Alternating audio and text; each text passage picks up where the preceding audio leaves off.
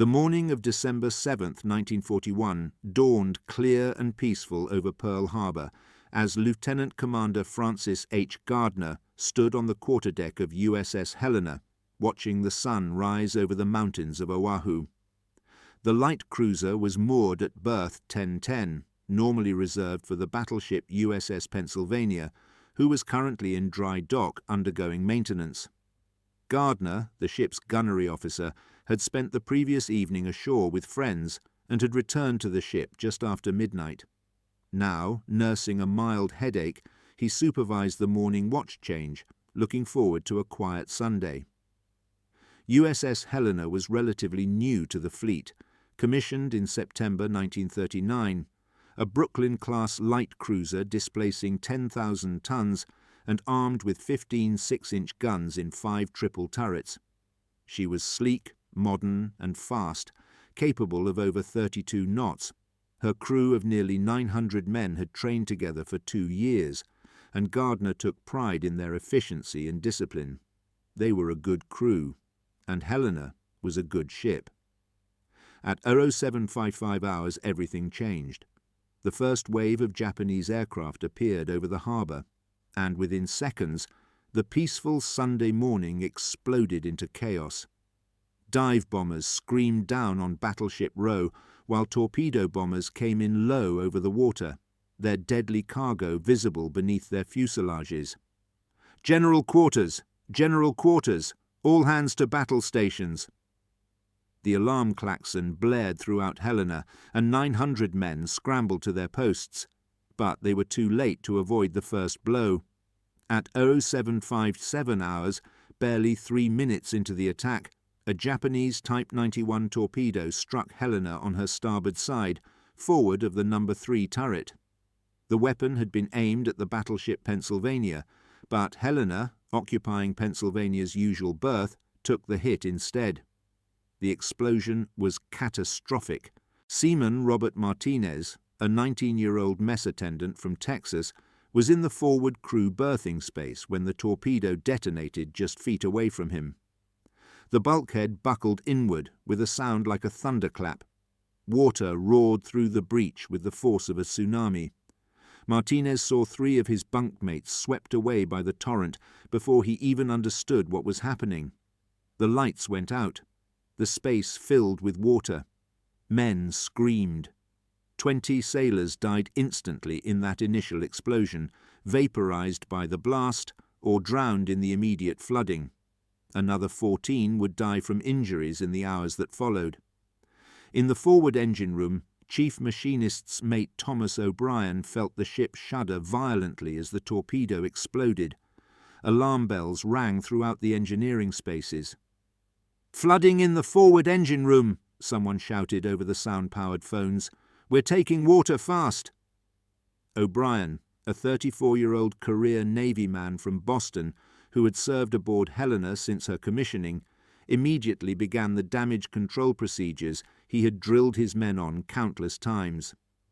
"Secure all watertight doors. Start emergency pumps. Get the forward diesel generator online." The forward engine room and one boiler room were flooding rapidly, thousands of tons of seawater pouring through the torpedo breach. The ship began to list to starboard. If they couldn't control the flooding, if they couldn't get power to the pumps and counter-flooding systems, Helena would capsize right there at the pier. "Chief, we've lost main power," one of his men shouted over the roar of rushing water. "Then get the emergency generator up. Move!" While O'Brien and his damage control teams fought to save their ship from sinking, Lieutenant Commander Gardner raced to his battle station in the main battery director. Despite the chaos, despite the shock of the torpedo hit, despite the ship listing beneath his feet, Gardner's mind was crystal clear. They had been hit, but they were still afloat, and Japanese aircraft were still attacking. "Get those guns firing," Gardner commanded. "I don't care if we're sinking. We're not going down without a fight." But there was a problem. The torpedo explosion had severed electrical wiring to all the main and secondary gun batteries. Without power, the 6-inch guns and 5-inch anti-aircraft weapons were useless, massive steel sculptures that couldn't fire a single round. Down in the forward generator room, electricians worked frantically in near-total darkness, using battle lanterns to trace damaged circuits, jury-rigging connections, bypassing destroyed systems. Leading electrician's mate Paul Chen, a 30-year-old technical wizard from San Francisco, coordinated the effort. "We need power to the gun mounts," the bridge kept demanding over the sound-powered phones. "Get us power!" "Working on it," Chen shouted back, his hands flying over circuit breakers and junction boxes. "Give me 2 minutes." Those 2 minutes felt like hours. Above them, Japanese aircraft continued their attack, bombs falling, machine guns strafing, the harbour erupting in explosions and fire. The battleship Oklahoma was capsizing, Arizona had exploded, West Virginia was sinking, and Helena, wounded and powerless, couldn't shoot back. Then, at 0801 hours, just 4 minutes after the torpedo hit, Chen got the forward diesel generator online. Power surged through the ship's emergency circuits. Gun mounts came alive. Fire control systems initialized. Helena could fight. "We have power," Gardner shouted. "All batteries commence firing. Engage targets at will." Helena's 5-inch anti-aircraft guns opened up with a roar that shook the damaged ship. Despite listing 5 degrees to starboard, despite flooding forward, despite having no main power, Helena sent up a wall of anti-aircraft fire that Japanese pilots would later describe as intense and accurate. Seaman James Wilson, a 22-year-old gunner from rural Georgia, manning one of the 5-inch guns, fed shell after shell into the breach with mechanical precision. Load, fire, load, fire. The rhythm burned into his muscles through endless drills. A Japanese dive bomber came screaming down toward them, and Wilson tracked it with his gun, leading the target, firing, firing, firing. The bomber exploded in mid-air, blown apart by Helena's guns. "Got him!" Wilson screamed, and his gun crew cheered despite the chaos around them. The attack lasted 2 hours. When it finally ended, when the last Japanese aircraft disappeared over the horizon, Pearl Harbor was a scene of devastation unlike anything America had ever experienced. 21 ships sunk or damaged, 188 aircraft destroyed, 403 Americans dead, 1,178 wounded. The Pacific Fleet had been crippled in a single morning, but USS Helena was still afloat, heavily damaged, listing with flooded compartments, and 34 dead, but still afloat. And she had fought back, her guns contributing to the defense despite being torpedoed in the opening minutes of the attack. Captain Robert English, Helena's commanding officer, surveyed the damage with Chief O'Brien as the sun set over the wrecked harbour. 1 engine room flooded, 1 boiler room flooded, electrical systems damaged throughout.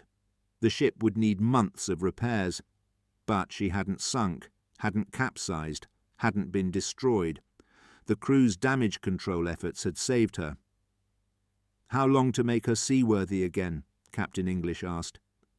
O'Brien considered the question carefully. 6 months minimum, sir. Maybe more. We'll need to pump out the flooded spaces, replace the damaged plating, rewire half the ship, rebuild the engine room. It's a major job." "Then we'd better get started," English said. "This war just began, and Helena has a lot of fighting left to do." The repairs took 7 months. Helena was patched up at Pearl Harbor, then sent to Mare Island Naval Shipyard in California for complete reconstruction. The damage from the torpedo was so extensive that entire sections of the ship had to be rebuilt. New equipment was installed. The electrical systems were completely rewired. When she emerged from the shipyard in June 1942, she was stronger, better armed, and ready for war. Lieutenant Commander Gardner remained aboard throughout the repairs, watching his ship transformed. The crew that had survived Pearl Harbor formed the core of the new Helena, and they carried with them a determination born from that day of infamy. They had been caught by surprise once. It wouldn't happen again. By August 1942, Helena was in the South Pacific, joining the desperate struggle for Guadalcanal. The campaign would become a grinding battle of attrition, with Japanese and American naval forces fighting a series of brutal night actions in the waters around the island, waters that would earn the name Iron Bottom Sound for the number of ships that sank there. Helena fought in the Battle of Cape Esperance in October 1942, her 6-inch guns tearing into Japanese cruisers at point-blank range in the darkness. She fought at Guadalcanal in November, surviving a chaotic night battle that saw multiple ships sunk on both sides. Through it all, Helena earned a reputation as a fighting ship, aggressive, accurate, deadly. Chief O'Brien, still serving as one of Helena's senior engineering officers, kept the ship's engines running through battle damage, mechanical failures, and the constant strain of combat operations. "She's a tough ship," he would tell new crew members. "She refused to sink at Pearl Harbor, and she'll refuse to sink now. We just have to keep her fighting." And fight she did. Through the winter of 1942-43 and into the spring of 1943, Helena participated in operation after operation, bombarding Japanese positions, escorting convoys, engaging enemy warships. She earned 7 battle stars, more than almost any other cruiser in the Pacific. Her crew became experts at night fighting, her gunnery the most accurate in the fleet. But war extracts a price from even the luckiest ships, and Helena's luck was about to run out. On July 5, 1943, Helena was part of a cruiser-destroyer force ordered to intercept a Japanese reinforcement convoy heading for the island of Kolombangara in the Solomon Islands chain. Intelligence indicated that 10 Japanese destroyers were approaching through Kula Gulf, carrying troops and supplies. The American force, 3 cruisers and 4 destroyers, would attempt to destroy them. Captain Charles P. Cecil, who had taken command of Helena in January 1943, briefed his officers that evening. Cecil was 43, an Annapolis graduate and experienced surface warfare officer. He knew the waters around Guadalcanal as well as anyone, having fought through the entire campaign. "Gentlemen, we're going into Kula Gulf tonight to engage enemy destroyers," Cecil told his assembled officers. "Intelligence indicates 10 targets. We'll form a single column. Helena will be second in line behind Honolulu, with St. Louis following us. The destroyers will screen our flanks. We expect contact around midnight." Lieutenant William Harrison, Helena's new gunnery officer, who had replaced Gardner the previous month, studied the tactical chart. Harrison was 29, ambitious, confident in his crew's abilities. "Sir, 10 destroyers against our 3 cruisers. The odds favour us in firepower."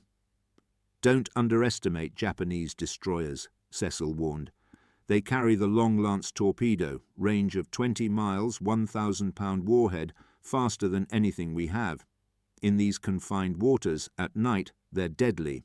We need to engage them at range with our guns and keep them from getting into torpedo range."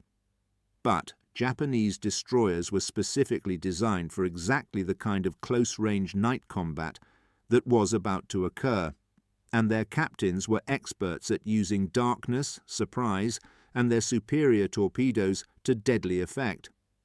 The American force entered Kula Gulf at 2330 hours on July the 5th, steaming in single column at 25 knots. The night was dark, with scattered clouds obscuring the moon. Visibility was poor. Radar showed contacts ahead, the Japanese convoy. At 0103 hours on July the 6th, radar detected the Japanese destroyers at a range of 15,000 yards. Helena's fire control radar locked onto the nearest target. "Commence firing," Cecil ordered. Helena's 15 6-inch guns erupted, sending a broadside of shells screaming into the darkness. The other American cruisers followed suit, and suddenly Kula Gulf was illuminated by muzzle flashes and exploding shells. The Japanese destroyers scattered, but they didn't retreat. Instead, they launched torpedoes, dozens of long-lance torpedoes, from multiple directions, then turned away under cover of smoke. On Helena's bridge, Cecil watched the tactical display with growing concern. They were shooting at radar contacts, hitting some, missing others. But somewhere in that darkness, Japanese torpedoes were running toward them. "All ahead flank! Prepare for evasive maneuvers," he ordered. At 01:57 hours, travelling at nearly 30 knots through the dark waters of Kula Gulf, USS Helena was struck by 3 long-lance torpedoes in rapid succession.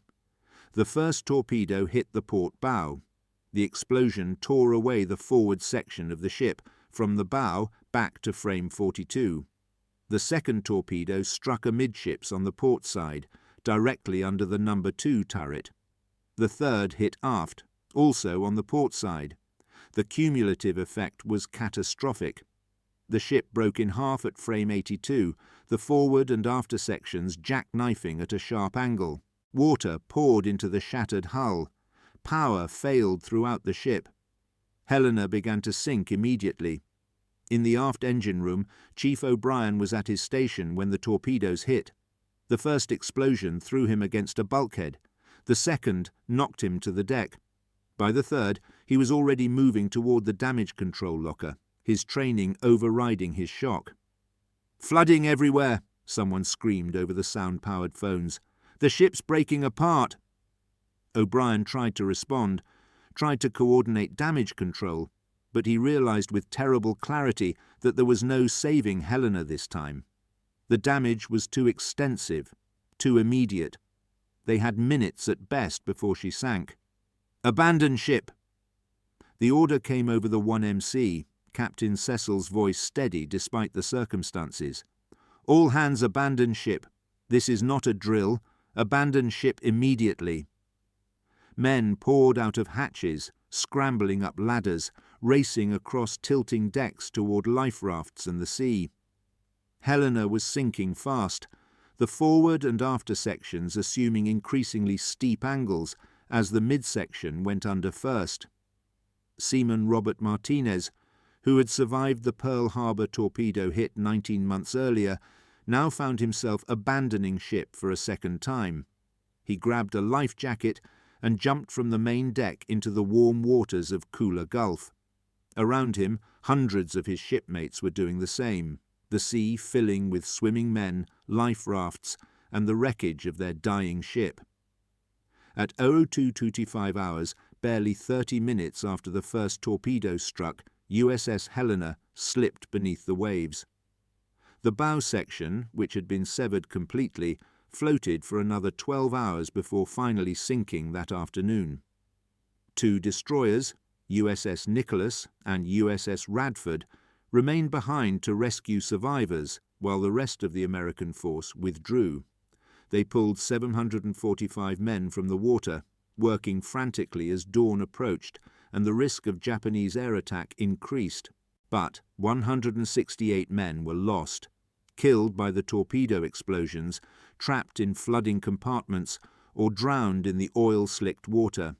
And another group, approximately 200 survivors, had been left behind in the confusion, scattered across miles of ocean, clinging to wreckage and life rafts, watching helplessly as the rescue destroyers departed without finding them. Among this group was Captain Cecil himself. Despite being ordered to abandon ship, despite being the commanding officer who should have been rescued first, Cecil had stayed aboard Helena until the last possible moment, ensuring his men were getting off.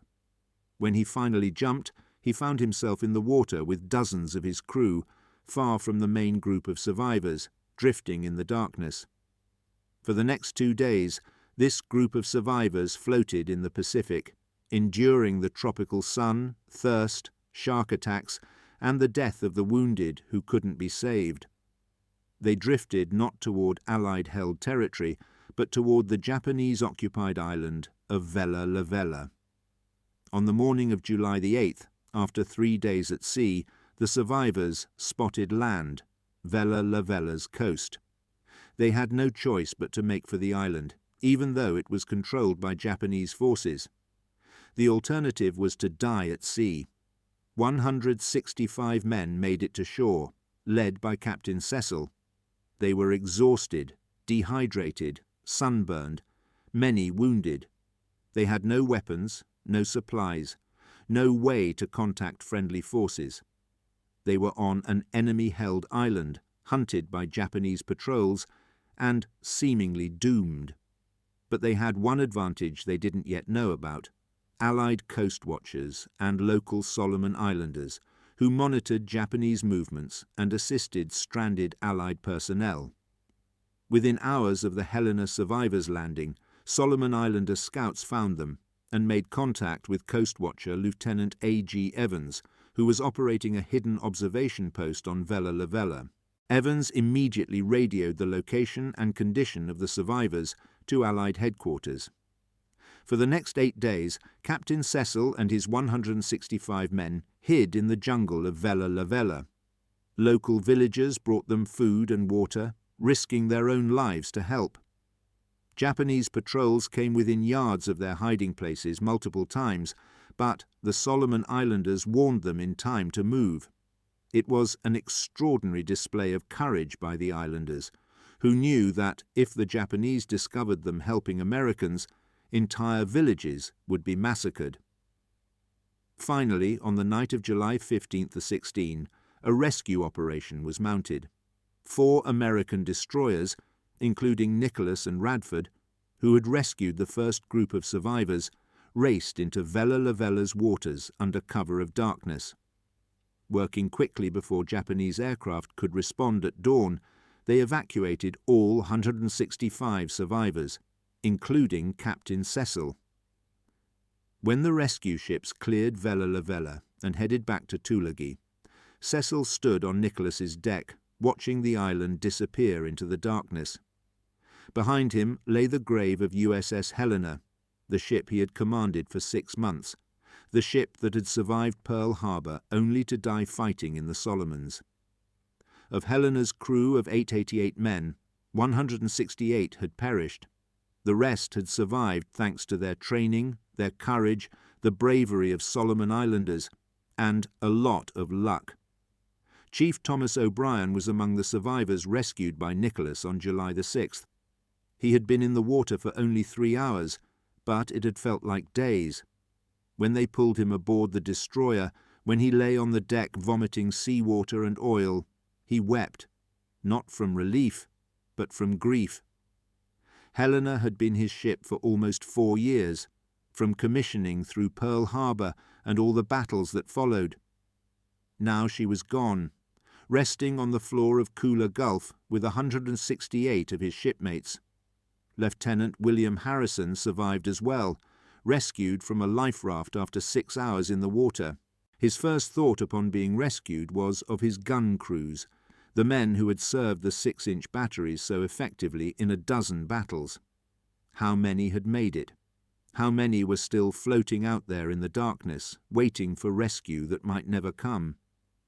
Seaman Robert Martinez was among Captain Cecil's group, the 165 who landed on Vella La Vella.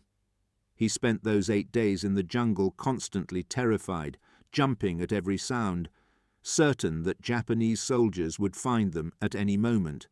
The Solomon Islanders who brought them food became heroes in his eyes, people who risked everything to save strangers. When Martinez finally made it back to friendly territory, when he was debriefed about his experiences, he was asked if he wanted to be transferred off combat duty after surviving both Pearl Harbor and Helena's sinking. He refused. "Helena was my ship," he said. "She fought hard and died fighting. I'm going to finish this war for her, for the guys who didn't make it." The loss of USS Helena was a significant blow to American naval forces in the Solomons. She had been one of the most effective cruisers in the fleet, her gunnery devastating, her crew experienced and determined. But her sacrifice, like the sacrifice of all the ships and men lost in the grinding Solomon Islands campaign, served a strategic purpose. By July 1943, the Japanese were losing the battle for the Solomons. American forces were advancing island by island, and Japanese attempts to reinforce and resupply their garrisons were becoming increasingly costly. Helena's final battle, the Battle of Kula Gulf, was a tactical victory for the Americans, despite losing a cruiser.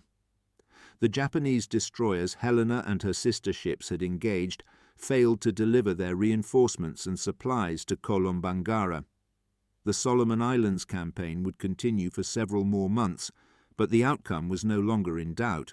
American superiority in ships, aircraft and logistics would eventually overwhelm Japanese defenses, and ships like Helena, fighting and dying in these waters, made that victory possible.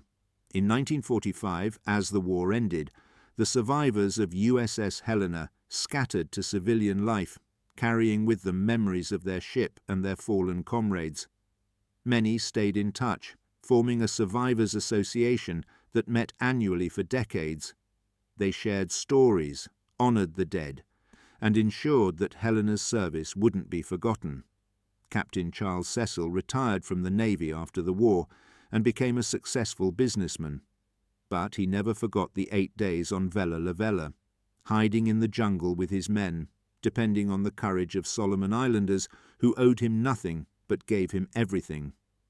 He remained in contact with the island's chiefs and visited several times, always bringing gifts and expressing gratitude. Chief O'Brien stayed in the Navy until 1962, retiring as a Command Master Chief. He trained generations of young sailors in damage control, always using Helena as his example. "I served on a ship that refused to die at Pearl Harbor," he would tell them. "We kept her afloat through willpower and good damage control. That ship taught me that you never give up, never stop fighting, not until the sea closes over your head." The wreck of USS Helena lay undisturbed on the floor of Kula Gulf for 75 years. In March 2018, a research team led by Microsoft co-founder Paul Allen discovered the wreck at a depth of 860 meters. The hull number, 50, was still visible on the stern. The ship rested in pieces, broken where the torpedoes had struck, a silent monument to the men who served aboard her. The discovery renewed interest in Helena's story. Surviving family members of the crew visited the Solomon Islands for memorial ceremonies. The government of the Solomon Islands declared the wreck site a war grave, protected from salvage or disturbance. And in Helena, Montana, the city the ship was named for, a memorial was erected honoring both cruisers named Helena and the men who served aboard them. USS Helena earned 7 battle stars for her World War II service, more than most ships in the Pacific Fleet. She survived the Pearl Harbor attack when 18 other ships were sunk or severely damaged. She fought in 7 major battles in the Solomons. She sank or damaged numerous Japanese vessels. And when her time came, when 3 torpedoes tore her apart in Kula Gulf, she died as she had lived, fighting. The last surviving crew member of USS Helena died in 2019, aged 96, taking with him the last living memories of what it was like to serve aboard that ship, to survive Pearl Harbor, to fight through the Solomons campaign, to watch Helena sink beneath the waves. But the ship's legacy lives on in history books, in memorials, in the stories passed down through families. USS Helena, the ship that died fighting, but whose crew refused to let her memory die with her. A ship that proved that courage isn't measured by victory or defeat, but by the willingness to stand and fight when duty calls, regardless of the cost. That is the story of USS Helena, a ship, a crew, and a sacrifice that helped win the Pacific War.